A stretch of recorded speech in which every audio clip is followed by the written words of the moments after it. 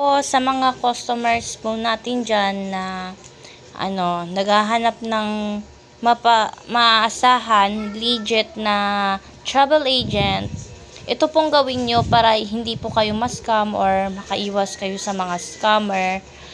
Kasi sa panahon kasi ngayon, laganap na po yung mga scammer. Tsaka yung iba rin nagpapanggap na agent kahit hindi naman sila agent. Pero pag sure, kung gusto niyo makasigurado, ganito po munang gawin nyo. Marami na po kasing nagpapanggap ngayon ng mga agent kahit hindi naman. Or yung iba, kumukuha sila ng DTI permit na mga peke. Pero ito pong gawin nyo para malaman yung legit yung kausap nyo. Bago kayo magpabook sa kanya, hingiin nyo muna yung DTI permit niya para malaman mo kung legit talaga. At kung totoo pong rehistrado sa DTI permit, kasi minsan may mga nagpapagawa ng peke. Tulad po nito. For example, ito po. Yan po yung DTI permit ko. Ayan po yung name ko. Ayan. Tapos, ito po yung pangalan ng aking business. Ayan, okay naman siya dahil pirmado naman din. Registered po siya. Ang gagawin nyo lang para malaman nyo, punta kayo sa Chrome. Tapos, search nyo po yung search po natin ang search.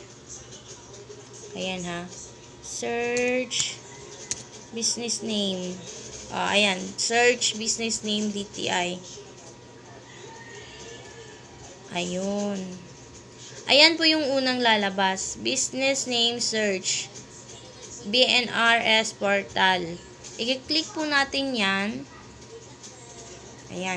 For example to kung ano yung binigay ng kausap nyo, kung ano yung binigay ng agent na DTI permit niya, ang titingnan nyo po doon ay ito. Ito po. Ayan. Example yan yung W Sister Travel Agency. Para malaman mo kung tunay siya, hindi siya fake DTI. Ito, i-enter na lang po natin yung niya, yung tawag dito, name niya. Kunwari ito. W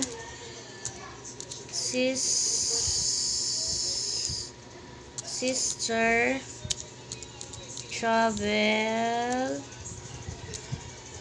Travel Agency.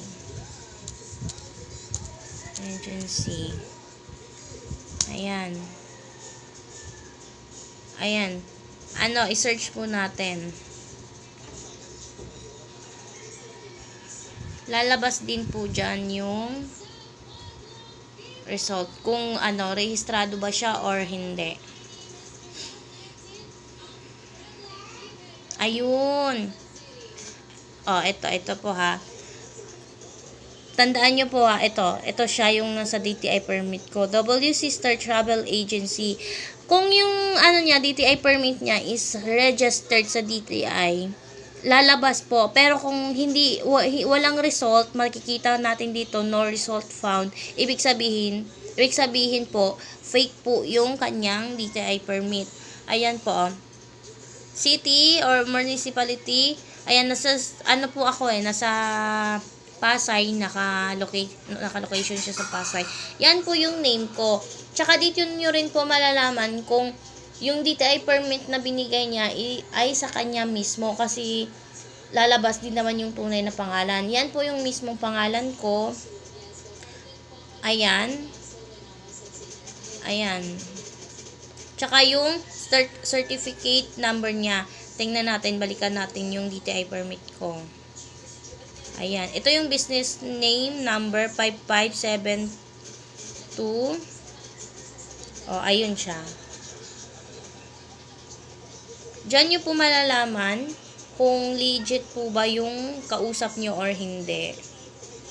Para iwas po tayong ma-scam at aware po tayo sa lahat. Pwede rin naman to kahit siguro hindi siya travel agent. Basta hingian nyo lang po siya ng DTI permit. Ayun lang po. Maraming salamat.